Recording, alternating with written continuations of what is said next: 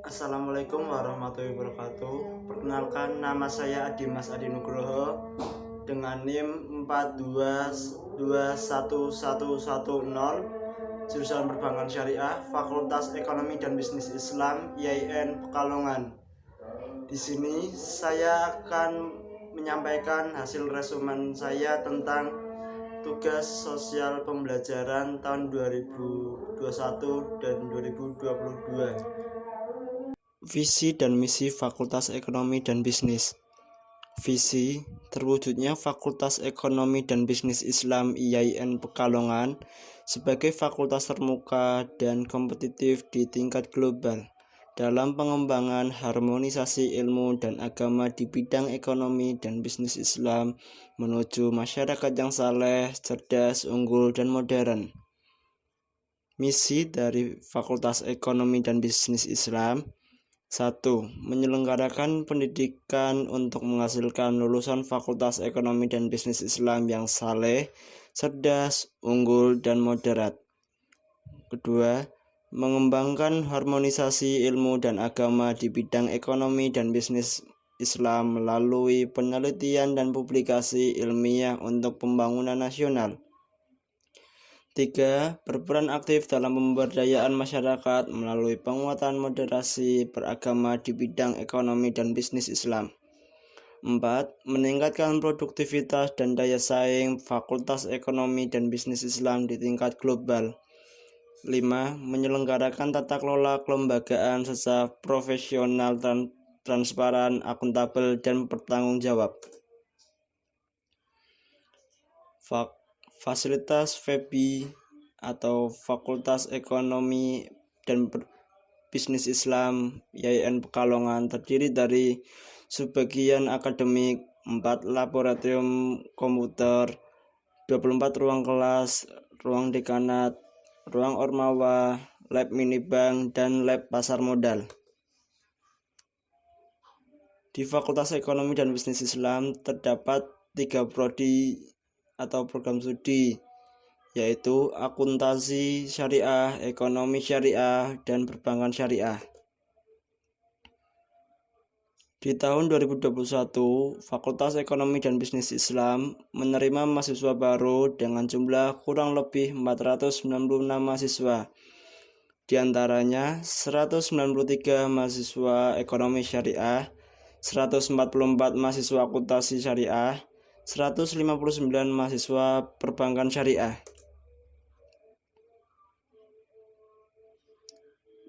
Di Fakultas Ekonomi dan Bisnis Islam terdapat beberapa organisasi mahasiswa, yaitu DEMA. DEMA kepanjangan dari Dewan Eksekutif Mahasiswa. SEMA kepanjangan dari Senat Mahasiswa. Dan yang ketiga ada HMJ, kepanjangan dari Himpunan Mahasiswa Jurusan, yang meliputi HMJ Perbankan Syariah, HMJ Ekonomi Syariah, dan HMJ Akuntansi Syariah. Ada juga beberapa UKM yang terdapat di Fakultas Ekonomi dan Bisnis Islam. Di antaranya UKM Tigres, yaitu unit kegiatan mahasiswa yang secara khusus mempelajari mengenai penelitian. Yang kedua, ada UKM FKS PMS, yaitu unit kegiatan mahasiswa yang secara khusus mempelajari mengenai kegiatan studi pasar modal syariah. Yang ketiga, UKM F Kewirausahaan, yaitu unit kegiatan mahasiswa yang secara khusus mempelajari mengenai kewirausahaan.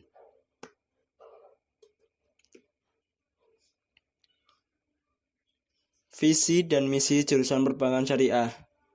Visinya, terwujudnya program studi Perbankan Syariah Fakultas Ekonomi dan Bisnis Islam IAIN Pekalongan sebagai program studi terkemuka dan kompetitif di tingkat global dalam harmonisasi ilmu dan agama dalam bidang perbankan syariah menuju masyarakat yang saleh, cerdas, unggul, dan modern. Misi jurusan Perbankan Syariah: 1. Menyelenggarakan pendidikan untuk menghasilkan lulusan program studi perbankan syariah yang saleh, cerdas, unggul, dan moderat. Kedua, mengembangkan harmonisasi ilmu dan agama di bidang perbankan syariah, terutama melalui penelitian dan publikasi ilmiah untuk pembangunan nasional. 3. Berperan aktif dalam pemberdayaan masyarakat melalui penguatan moderasi beragama dalam bidang perbankan syariah. 4. Meningkatkan produktivitas dan daya saing perbankan syariah di tingkat global. 5. Menyelenggarakan tata kelola kelembagaan secara profesional, transparan, akuntabel, dan bertanggung jawab. Sejarah jurusan perbankan syariah. S1 Perbankan Syariah sebenarnya kelanjutan dari program studi D3 Perbankan Syariah dan baru diresmikan menjadi S1 sejak tahun 2017. Program studi perbankan syariah mendapatkan akreditasi B sejak tahun 2021 yang didukung oleh dosen-dosen berkualitas dengan kualifikasi magister dan dokter, serta didukung oleh ruangan yang nyaman dan didukung oleh fasilitas yang ada. Sejak 2021 ini, perbankan syariah memiliki jurnal ilmiah atau yang dikenal jurnal Velocity yang fokus ke bidang keuangan atau perbankan. Profil lulusan jurusan perbankan syariah: menjadi ahli dalam bidang pemasaran perbankan syariah. 2. Menjadi ahli dalam bidang keuangan perbankan syariah. 3. Menjadi peneliti dalam bidang kajian perbankan syariah. 4. Menjadi entrepreneur atau wirausahawan. 5. Menjadi dewan pengawas perbankan syariah. Etika merupakan keadaan kebiasaan cara hidup seseorang dalam melakukan hal yang baik dan menghindari hal yang buruk. Setiap orang memiliki ragam dan kebiasaan yang berbeda. Maka dari itu, kita perlu menyamakan prinsip. Di agama Islam, etika adalah akhlak.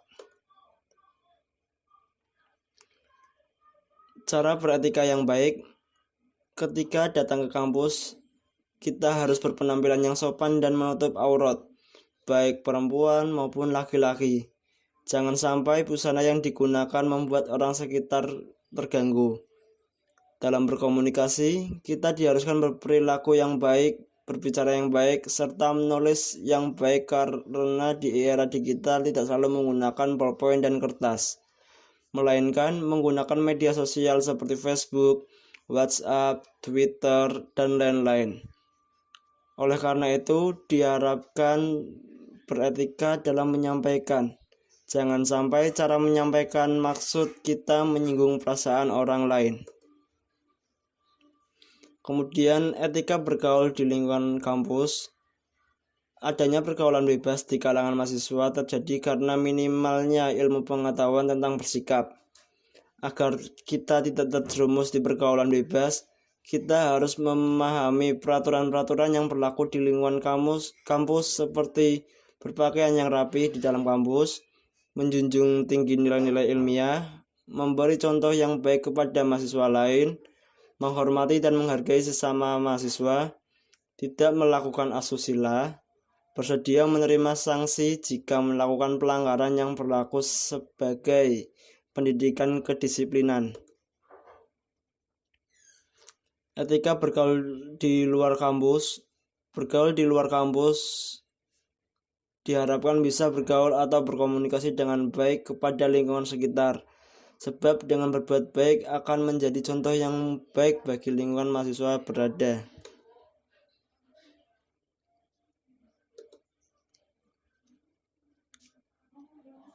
Mengapa kuliah itu penting? Karena kuliah bisa menjadi bagian investasi di masa depan, dan dengan kuliah kita akan mengetahui 1. Knowledge atau pengetahuan, 2. Skill atau keterampilan, 3. Teknik, 4. Attitude atau sikap, 5. Experience atau pengalaman.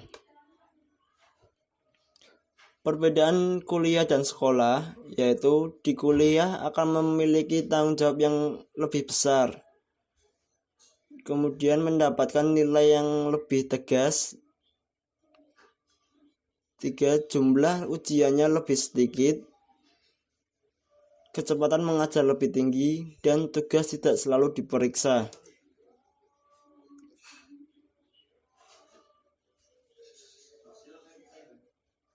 Ada beberapa cara atau metode belajar. Yang pertama, strategi belajar auditori. Dengan mendengarkan baik-baik penjelasan dosen di kelas, terangkan secara lisan suatu pelajaran pada teman, atau gunakan nada dan lagu untuk mengingatnya. Kemudian ada strategi belajar kinestik, yaitu libatkan sebanyak mungkin anggota tubuh.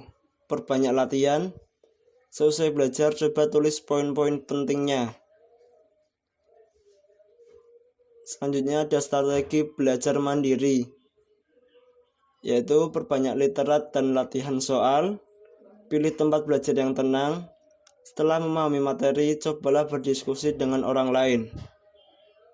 Ada pula strategi belajar visualisasi, yang menggunakan gambar dan peta grafik. Memvisualisasikan materi lewat benak. Pahami materi lewat bacaan atau gambar. Beri warna atau gambar pada catatan. Dan terakhir ada strategi belajar berkelompok, yaitu pilih teman yang cocok. Saling bandingkan catatan. Tanya jalan pengerjaan, bukan sekedar jawaban. Rutinkan belajar bersama.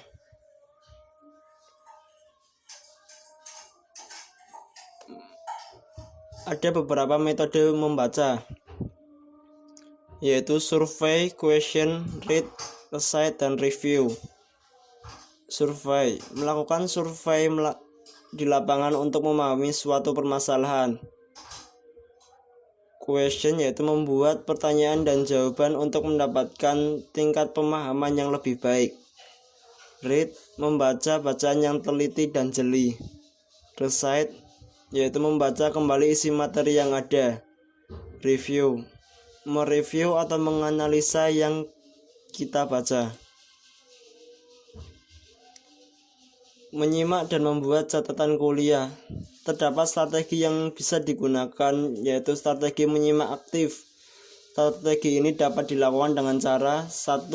Menjaga kontak mata. 2. Aktif di kelas. 3. Fokus dengan apa yang diterangkan. 4. Selektif dalam mencatat. 5. Singkirkan kebiasaan tidak baik. 6. Ingatlah yang pantas diingat. Strategi menghadapi ujian. 1. Persiapan sebelum ujian. Dengan cara menyediakan waktu yang cukup untuk belajar, mengetahui spesifikasi ujian, belajar berkelompok, siapkan hal-hal yang penting. 2. Sumber penting sebelum ujian. Mencari sumber penting yang dapat kita temukan di perpustakaan, PowerPoint dari dosen, Google Scholar, mencari materi yang di-share atau catatan kuliah, dan mengerjakan soal-soal latihan. 3. Menjalani ujian. Ketika akan menjalani ujian, harus perkirakan kemacetan agar tidak telat. Kerjakan yang lebih mudah dahulu. Redakan ketegangan. Jawab sesuai pertanyaan, menebak dan mengarang jawaban dengan cerdas. Dan garis bawahi inti jawaban. 4. Setelah ujian, periksalah penjumlahan nilai. Periksa tiap pengurangan nilai dan alasannya. Simpan kertas ujian. Nilai perbatasan biasanya terbantu dengan tugas, absensi, dan keaktifan.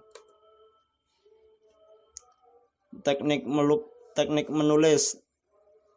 Langkah-langkah teknik menulis diantaranya memahami materi, menulis draft awal, dan merevisi draft. Seni presentasi harus memahami hal-hal berikut. 1. Kuasai materi. 2. Public speaking. 3. Penyajian materi. Menjadi mahasiswa yang tangguh. Mahasiswa yang efektif memanfaatkan waktu sebaik mungkin. mahasiswa yang memiliki tingkat baca baik dan produktif. Menulis adalah menyajikan sebuah informasi dan sebuah kebenaran, mencari kebenaran dan dengan cara melakukan penelitian. Penelitian merupakan proses mencari kebenaran dengan melakukan metode observasi, wawancara, kuesioner untuk mendapatkan sebuah data yang kemudian dianalisis dan menghasilkan sebuah penelitian yang dapat diterbitkan dan dipublikasikan agar dapat dibaca orang-orang. Bentuk-bentuk karya ilmiah. 1. Makalah yang biasanya digunakan untuk tugas kuliah. 2. Artikel yang biasa digunakan untuk tugas yang dipublikasikan. 3. Skripsi yang biasanya untuk program sarjana. 4. Tesis yang biasanya digunakan untuk program magister. 5. Disertasi yang biasanya digunakan untuk program doktor. Cara menemukan ide menulis. 1. Mengamati kejadian sehari-hari yang terjadi di masyarakat. Ketika menemukan sebuah kejanggalan itu adalah titik menemukan sebuah ide menulis. 2. Membaca di berbagai media seperti koran, artikel, laporan penelitian, dan lain-lain. Apabila menemukan sebuah kejanggalan akan memunculkan sebuah ide menulis. 3. Diskusi dengan teman membahas persoalan yang fenomenal dan aktual, tetapi juga harus diteliti dan ditulis. Keterampilan menulis. 1. Rajin berlatih. 2. Menggunakan referen manajemen seperti Mendeley, Zovero, dan lain-lain. 3. Menyajikan dengan baik, logis, dan sistematis, menjaga originalitas dan menghindari plagiasi dan similarity. Cara menulis agar terhindar dari plagiasi yaitu quote atau mengutip kalimat asli milik orang lain, maka dalam tulisan dikasih tanda kutip di awal dan di akhir kalimat. 2. Ada paraphrase yaitu